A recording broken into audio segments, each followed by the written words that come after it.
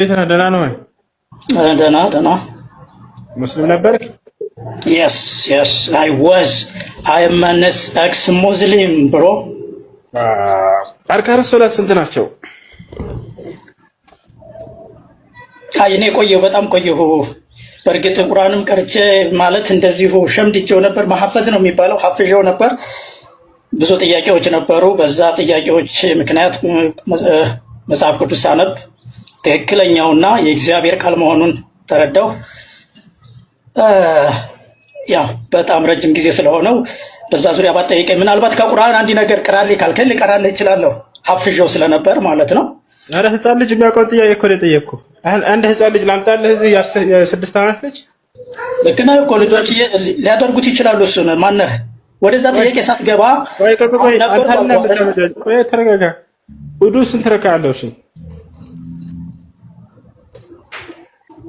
ይኸውልህ እኔ ረሳሁት። ማነህ ሁሱ ነህ? እሺ ምርጫ ልስጥህ። ውዱ ስንት ረካ እንዳለው ረስቶት ነው። በቃ ምርጫ ልስጥህ። እሺ ምርጫ ብቻ ቀለል ይላል። ጥያቄው ለምን አስፈለገ? እኔ ይኸውልህ በዚህ ዙሪያ እንድጠይቅ ሳይሆን አንዳንድ ነገሮች ምናልባት እለምጥቻለሁኝ። እሺ ስንት ስጁድ አለው ውዱ? የመጨረሻ በቃች። በእናትህ እኔ ስለዚህ ማስታወስም አልፈልግም። በጣም ቆይቷል። እኔ ወደ 30 ዓመት ይሆነዋል እኮ በፈጠራችሁ።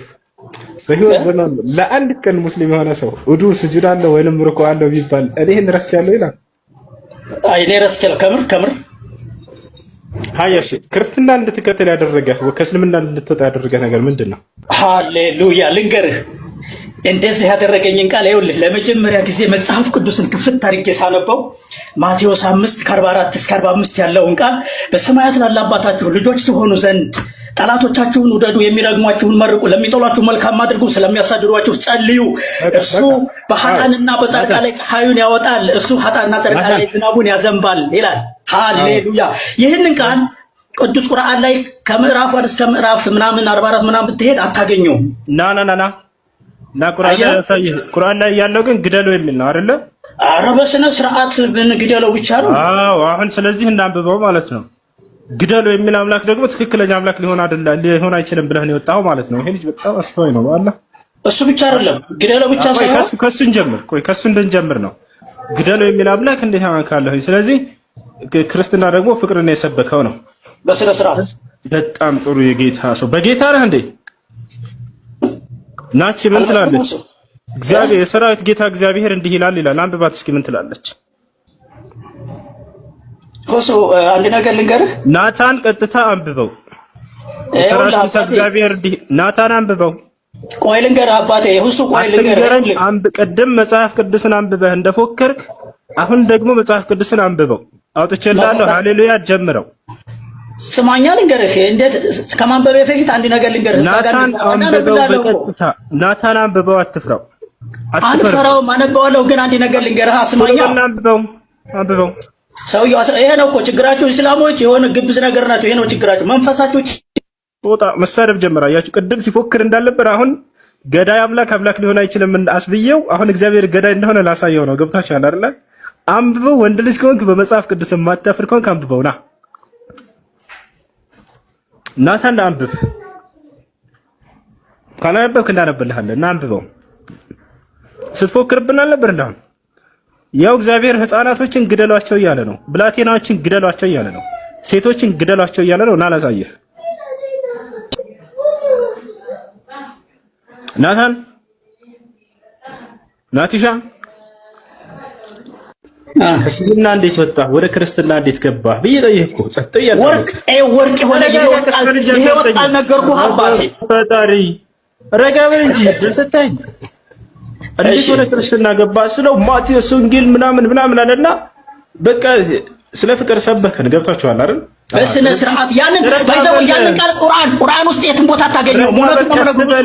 ናታን አትፍራጅ፣ አዳምጥ፣ ረጋ በል፣ ቀስ በል። ጊዜ ሰጠኝ ቀልለህ አምጥተው ወላሂ ላዚም ራስህን አረጋ። ቁርአን ውስጥ የለም። ከታች ያሉት እንዲሰሙ ነው። ቁርአን ውስጥ የለም።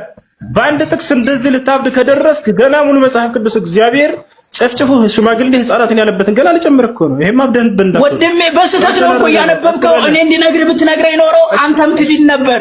ነገ እኮ በእግዚአብሔር ፊት ሁላችንም እንቀርባለን በተናገርነው አንደበት። አንተ ብዙ እየሳትክ እንደሆነ ስላየው ነው። በእውነት ዛሬ መልእክት ነው ላንተ። ነገ በእግዚአብሔር ፊት እኮ ስለተናገርከው ነገር ትጠየቃለህ። ብዙዎችን ስላሳትከው ነገር ትጠየቃለህ። ሞት አለ። አሻር ሸረጋባሽ ቀስ እኔ እርግጠኛ እኮ ስለሆንኩ ነው። አላህን ራሱ እንዴት እንዳደረኩላ ልንገርህ። በኢየሱስ ስም ስለው ይኸው ከላይ ላይ አስቀምጥ እንደጣልኩ እለ ስለ አላህ እኔ ትጠይቀኛለህ፣ እኔ እናገራለሁ። አሁን አንተ ክርስትናህን ልትገልጽ ስለፈለክ በፍቅር መልክ ልትገልጸው ፈለክ። ይህ በፍቅር መልክ ልትገልጸው የፈለከው አምላክ ግን ሕፃናቶችን፣ ሴቶችን፣ ሽማግሌዎችን ግደሉ እያለ ነው። ምን ትላለህ? በጣም ጥሩ። እንደዚህ ተረጋግተህ እኮ ብትጠይቀኝ በእውነት እኔ በትህትና ለማውራት ነበር የገባሁት። ግን አንተ ግዴታ አንብበው አልከኝ፣ የሆነ ነገር ሳልነግርህ ማለት ነው። አሁን ከፈቀድክልኝ ላውራ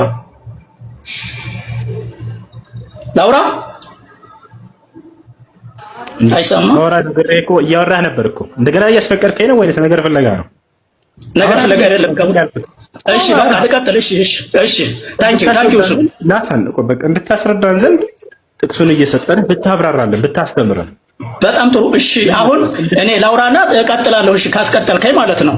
ጥቅሱን ሰተነህ እያስተማርከን ብንሄድ አይሻልም? እንደሱ አይደለም። የሆነ ነገር ላውራ መጀመሪያ ልንገርህና ግራውንድ ላስይዝህና የሚስማማ ከሆነ እንቀጥላለን፣ የማይስማማ ከሆነ ደግሞ እንተዋለን እኮ እሱ ጊዜ ማባከን አያስፈልግም። አዳም ተረጋበለ። ይኸውልህ ለመማማር እስከሆነ ድረስ ሁለታችንም እምነት አለን። የእምነት ባተን በልልን። አንደኛው ሳሙኤል ምዕራፍ 15 ቁጥር 3 ላይ አምላክህ ሕፃናቶችን ግደሏቸው ይላል፣ ብላቴናዎችን ግደሏቸው ይላል፣ ሴቶችን ግደሏቸው ይላል።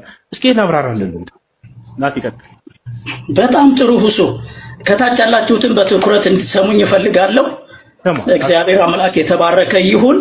ምን መሰለህ፣ በክርስትና ሃይማኖት ሁለት መጽሐፍ አለ፣ ብሉይ ኪዳንና ሐዲስ ኪዳን የሚባል። እናንተ የምትኖሩት በሕግ ዘመን ነው፣ በሙሴ ዘመን ነው። በሕግ ልክ ነህ እንደዛ ይባል ነበር። ጌታችንና መድኃኒታችን የፍቅር አምላክ ኢየሱስ ክርስቶስ መጣና ያንን ሕግ ወደ ፍቅር ቀየረው። ገብቶሃል አይደለ? በሕግ አልተቻለም። ሰው በመግደል መኖር አልተቻለም። በሕግ መኖር አልተቻለም። 10ቱን ትእዛዛት በመጠበቅ አልተቻለም። ጌታ ኢየሱስ ክርስቶስ መጣና ሕይወት በጸጋ እንጂ በሕግ አይደለም አለ። መሐመድ ደግሞ ከ500 ዓመት በኋላ መጣና ሕጉን አስቀጠለው። ስነ ስርዓት መሐመድ ምናምን አትበል። የተጠየቀው ስለ መጽሐፍ ቅዱስ ነው። እሱ ላይ አብራራና ስትጨርስ ስለ መሐመድ እኔን ትጠይቀኛለህ፣ እኔ አወራሃለሁ። በመሐመድ ላይ ጥያቄ ካለ ሰለላሁ ዐለይሂ ወሰለም ቆይ ተረጋጋ። እሺ በጣም ጥሩ። ስለዚህ እዚያ ቦታ ላይ ያ የኛ ህግ አይደለም እያልክ ነው? እሱን እየካድክ ነው ወይስ ምንድን ነው? ግልጽ አድርግ። በጣም ጥሩ። እየካድኩ አይደለም። ያ በሕግ ዘመን በሙሴ ዘመን ነው። እኛ ጋር ብሉይ ኪዳንና ሐዲስ ኪዳን የሚባል አለ። በብሉይ ኪዳን ዘመን ሰዎች በሕግ ነበር የሚኖሩት። በሕግ ሲኖሩ ልክ እንዳልከው ጦርነት አለ፣ ሌሎች ላይ ይዘምቱ ነበር። እንደገና ሕጉን ነው ሲያስፈጽሙ የነበሩት። 10ቱ ትእዛዛት ተሰጥተዋቸው ነበር፣ ሌሎችም ጭምር ማለት ነው። በሙሴ በኩል በነቢዩ ሙሴ በኩል ማለት ነው። ያንን ሕግ ነበር የሚከተሉት። በሕግ ግን መኖር እንዳልተቻለ ጌታ ኢየሱስ ክርስቶስ መጥቶ አስተማረ። ምን አለ? እሺ ወንድሜ፣ እሺ ተባረክ። እሺ ስለዚህ በሕግ መኖር እንደማይችሉ ጌታ ኢየሱስ ክርስቶስ ነገራቸው። እንዴት ነው የማይችሉት? እነሱ የሚያዩት ሕግ መጠበቃቸውን ነው። ነገር ግን በልባቸው ክፋት፣ ምቀኝነት፣ ተንኮል፣ ነፍሰ ገዳይነት ሞልቶ ነበር። ጌታ ኢየሱስ ክርስቶስ መጣና ሕግን ስለጠበቃችሁ የዳናችሁ አይምሰላችሁ፣ ስለዚህ ልባችሁን ጠብቁ፣ ፍቅር የሚመነጨው ከልብ ነው ብሎ ያንን መግደል፣ ማሰር፣ መፍታት የምትለው መግፋት የምትለውን ነገር አስቀርቷል። ጌታ ኢየሱስ ክርስቶስ ፍቅርን ሰብኳል። ከአዲስ ኪዳን ጀምረን አሁን እኛ እየኖርን ያለ ነው። ስለዚህ በሕግ መኖር እንደማይችሉ ጌታ ኢየሱስ ክርስቶስ ነገራቸው። እንዴት ነው የማይችሉት? እነሱ የሚያዩት ሕግ መጠበቃቸውን ነው። ነገር ግን በልባቸው ክፋት፣ ምቀኝነት፣ ተንኮል፣ ነፍሰ ገዳይነት ሞልቶ ነበር። ጌታ ኢየሱስ ክርስቶስ መጣና ሕግን ስለጠበቃችሁ የዳናችሁ አይምሰላችሁ፣ ስለዚህ ልባችሁን ጠብቁ፣ ፍቅር የሚመነጨው ከልብ ነው ብሎ ያንን መግደል፣ ማሰር፣ መፍታት የምትለው መግፋት የምትለውን ነገር አስቀርቷል። ጌታ ኢየሱስ ክርስቶስ ፍቅርን ሰብኳል። ከአዲስ ኪዳን ጀምረን አሁን እኛ እየኖርን ያለ ነው በአዲስ ኪዳን ሕይወት ነው ማለት ነው። ይህ ሊገባህ ይገባል። እና አንድ ነገር ሲመጣልህ ወደ ብሉይ ኪዳን ሂደህ የምትለው ነገር ያስጠይቅሃል፣ ዋጋ ያስከፍልሃል። ናታን በጣም ጥሩ። አሁን እኔ ደግሞ ያንተን ሩብ ደቂቃ ነው የምወስደው። አዳምጠኝ እሺ። አሁን ላብራራው እችን ልጠይቅ ነው። እዚህ ቦታ ላይ እግዚአብሔር ጌታ እግዚአብሔር ሕፃናቶችን ግደሉ እያለ ያለው ያሁኑ የምታመልከው አምላክህ ነው ወይንስ ሌላ እግዚአብሔር ነው? ናታን ወይ እዚህ ቦታ ላይ እግዚአብሔር ሕፃናቶችን ግደሉ ይላል። ያው ምን ይላል? ብላቴናውንና ሕፃኑን ሴቶችን ግደሏቸው ይላል። እዚህ ቦታ ላይ ሴቶችን፣ ሕፃናቶችን፣ ብላቴናዎችን ግደሉ የሚለው እግዚአብሔር አሁን የምታመልከው አምላክህ ነው ወይንስ ሌላ አምላክ ነው ግደሉ ብሎ እያዘዘ የነበረው? ናቲ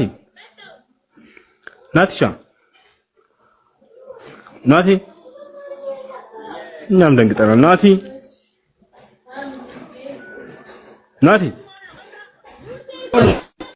ኧረ ናትሻ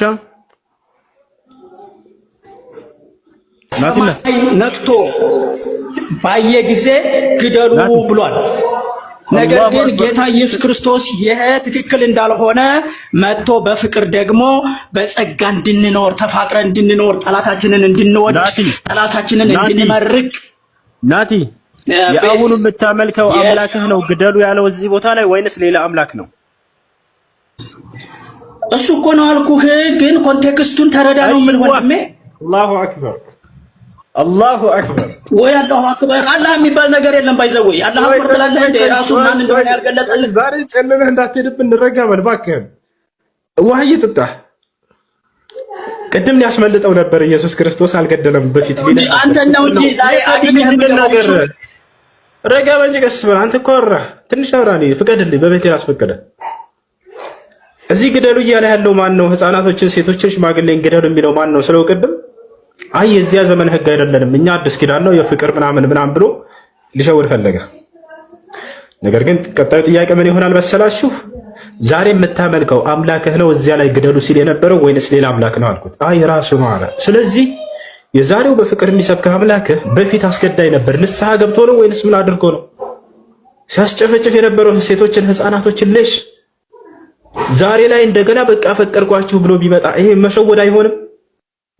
ቅድሚያትህን እናት አባትህን ሲያስጨፈጭፍብህ የሆነ ሰው ሲገላቸው መጣና ግደሏቸው እያለ ሕግ አውጥቶ ዛሬ በአንተ ጊዜ መጣና ደግሞ ዛሬ ፍቅር አምላክ ነኝ ፍቅር ሕግ ነው ያወጣሁላችሁ ቢል ቅድሚያቴን አስገድለህ የምንጭቅላት ላይ በጣም አራሁ ሰታው እንደሱ አይደለም ነው እንጂ ናቲ ቆይ እንጂ ወንድ ልጅ አንዴ ረጋ ብለህ አስብ። የምትጠየቅበትን ነገር እያወራ እኔ እኮ ላዲንህ ዛሬ ላዲንህ ነው እኮ የመጣሁት። በጣም እየሳትክ ነው አንተ ናቲ። የምታመልከው አምላክ ራሱን አያድንም አይደለም አንተን ልታድን ማለት እሱን ያኔ ታወራለህ ከሱ ጋር ታወራለህ። ሞት አይቀርም አየህ ትሞታለህ። በፊቱ ነው የምትቀርበው። ሁሱ ሌሎች እንዲሰሙ ብቻ ነው የምትፈልገው።